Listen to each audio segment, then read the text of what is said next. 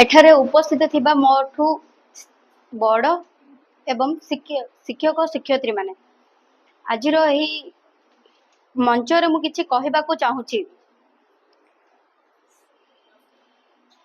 दक्षता आउ अशिक्षा एथिर आमे कोन शिखिताउ जीवन